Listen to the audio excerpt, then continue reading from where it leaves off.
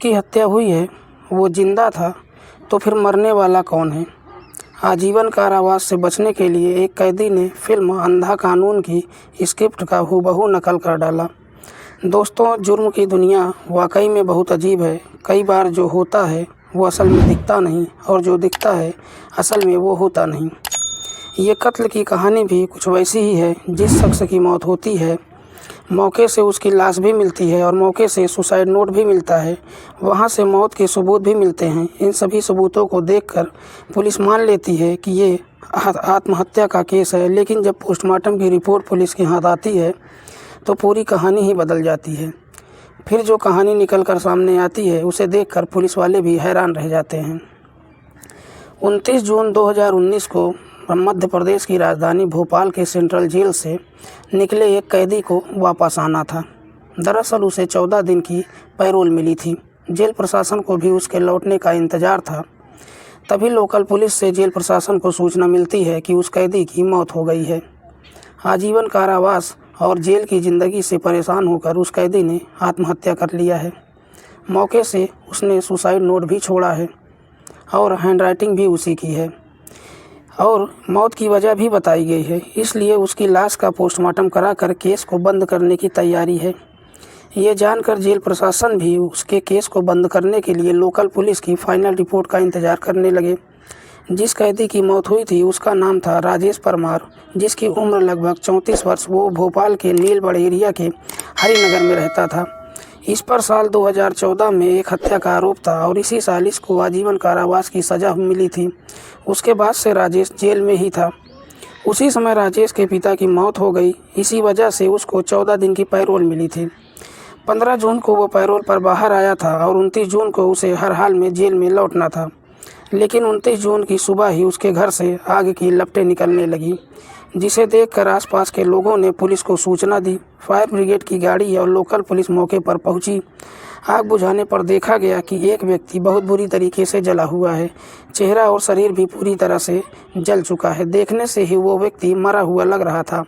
फिर भी पुलिस अंतिम उम्मीद के सहारे उसको तुरंत अस्पताल लेकर जाती है, जहां डॉक्टरों ने उसे मरा घोषित करार दे दिया। पुलिस ने जब उसके घर की तलाशी ली तो एक सुसाइड नोट भी बरामद हुआ, जिसमें लिखा था कि वो पिता के मौत होने से काफ़ी दुखी था। अब उसे कोई पैरोल भी नहीं दिलाएगा। इस वजह से वो दुनिया से निराश होकर आग लगाकर आत्महत्या कर रहा है। इसके लिए कोई दूसरा व्यक्ति जिम्मेदार नहीं है। इस सुसाइड नोट के आधार पर पुलिस भोपाल जेल को भी सूचना दे दी और लाश का पोस्टमार्टम करने के लिए भेज दिया और साधारण सुसाइड केस की तरह इस केस को भी बंद कर दिया। उधर पोस्टमार्टम के बाद पुलिस लाश को घर वालों को सौंप देती है और घर वालों ने भी लाश का अंतिम संस्कार कर दिया। लेकिन इस पूरे केस में 24 घंटे बाद नया मोड़ आता है, जब पुलिस को राजेश की पोस्टमार्टम रिपोर्ट मिलती है। उस समय भोपाल के नए एसपी अखिल पटेल ने जब पोस्टमार्टम रिपोर्ट देखी तो हैरान रह गए। रिपोर्ट में लिखा था कि गला दबाने से मौत हुई है, यानी कि मौत की वजह दम घुटना नहीं था बल्कि गला दबाकर हत्या की गई थी। फिर वो इस केस की छानबीन में जुट जाते हैं और मौके से ली गई सभी फ़ोटो अपने पास मंगवाते हैं और सभी फ़ोटो को बारी बारी से देखते हैं। तो एक फ़ोटो में मरने वाले का पैर बिल्कुल एक दूसरे से चिपका हुआ था, जबकि कोई जल कर मरेगा तो वो तड़पने लगेगा, फिर उसके पैर एक दूसरे से चिपकने की बजाय अलग अलग रहेंगे। दूसरी फ़ोटो पर देखते हैं तो पता चलता है कि मरने वाले का चेहरा और सीना पूरी तरह से जल चुका था, जबकि हाथ और पैर कम जले थे। इससे शक हुआ कि कहीं हाथ पैर बांधे तो नहीं गए थे। सच्चाई का पता लगाने के लिए पुलिस घटनास्थल पर जाती है और आसपास के लोगों से पूछताछ करती है तो पता चलता है कि घटना से एक दिन पहले राजेश के साथ 2 लोग भी देखे गए थे। पुलिस अब केस को बंद करने के बजाय फिर से खोलती है। पुलिस सोचती है कि अगर राजेश को आत्महत्या करना था तो फिर उसका गला क्यों दबाया गया, और गला दबाया गया है तो फिर मरने वाला राजेश ही ना हो। पुलिस इन सब सवालों का पता लगाने के लिए राजेश का फ़ोन नंबर खोजती है। ये नंबर जेल से आने के बाद एक्टिव था, लेकिन अब बंद था। उसकी आखिरी लोकेशन भी भोपाल की ही थी। पुलिस ने जब उसके नंबर की कॉल डिटेल चेक किया तो एक नंबर पर कई बार बात होने की जानकारी हुई, लेकिन जब उस नंबर पर संपर्क किया गया तो वो भी नंबर बंद था। वो नंबर निहाल नाम के व्यक्ति के नाम पर रजिस्टर्ड था। अब पुलिस के सामने निहाल को खोजने की चुनौती थी। मन में यह सवाल था कि कहीं मरने वाला निहाल ही तो नहीं है। पुलिस उसकी तलाश में जुट गई तो पता चला निहाल मूल रूप से बिहार का रहने वाला था और राजेश के मकान में कुछ समय पहले किराए पर रहता था, लेकिन कुछ महीने पहले ही दूसरा कमरा किराए पर ले लिया था। पुलिस की जांच में निहाल की लोकेशन गुजरात मिली। इसके लिए पुलिस एक टीम गुजरात पहुंची और निहाल को गिरफ्तार कर लिया और उससे सख्ती से पूछताछ करना शुरू किया। तब निहाल ने जो सच्चाई बताई वो बेहद चौंकाने वाली थी। निहाल ने बताया कि जेल से आने के बाद राजेश उसके संपर्क में आया था और उससे मिलने भी गया था।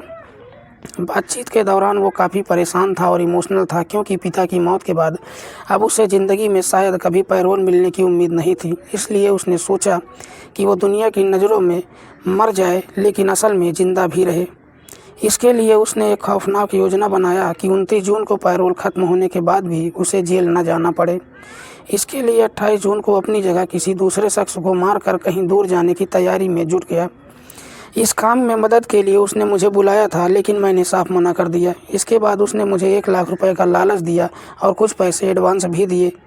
इसलिए मैं उसके झांसे में आ गया। 28 जून को ही शाम को दोनों घर पर अपना फ़ोन छोड़कर घूमने गए ताकि लोकेशन ट्रेस न हो सके।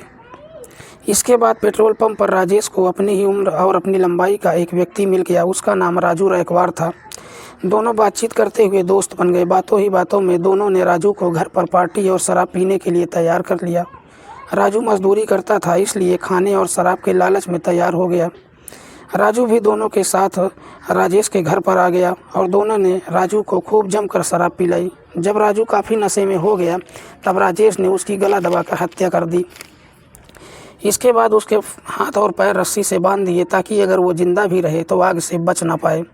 पैर बांधने के बाद उसे फर्श पर लिटाया गया। फिर राजेश ने खुद ही एक सुसाइड नोट लिखा और कुछ दूरी पर रख दिया ताकि वो सही सलामत पुलिस के हाथ में सबूत के रूप में लग जाए।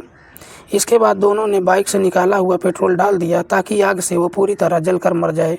चूँकि घर का दरवाज़ा बाहर से बंद होने पर साजिश का शक हो सकता था, इसलिए दोनों ने दरवाज़ा अंदर से बंद किया और छत के रास्ते निकलकर बाहर आ गए। इसके बाद खिड़की से माचिस की तीली को अंदर फेंक दिया। जब आग की लपटें बढ़ गई तो दोनों वहां से भाग गए। साजिश के तहत राजेश ने निहाल का एक पुराना सिम ले लिया और साउथ इंडिया में चला गया। वहीं निहाल गुजरात भाग गया और पुलिस ने निहाल की कहानी की सच्चाई का पता लगाने के लिए राजू के बारे में पता किया तो ये कहानी सच निकली, क्योंकि राजू की पत्नी ने 28 जून को ही लोकल पुलिस में राजू की गुमशुदगी की रिपोर्ट दर्ज कराई थी। इसके अलावा राजेश के घर से राजू की चप्पलें भी मिली थी जिसे राजू की पत्नी ने पहचान लिया था।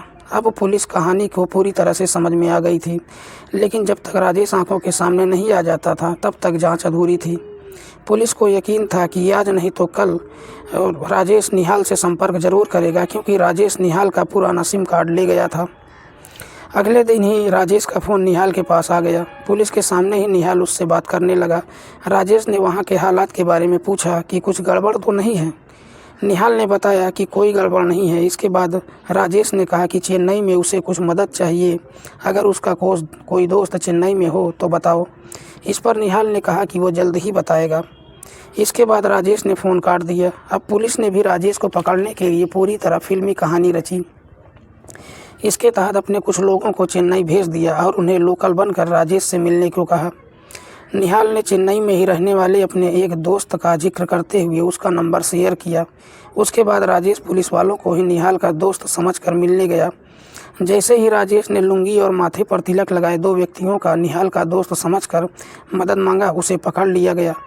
इस तरह पुलिस ने एक ब्लाइंड मर्डर केस का खुलासा करते हुए सभी आरोपियों को जेल भेज दिया।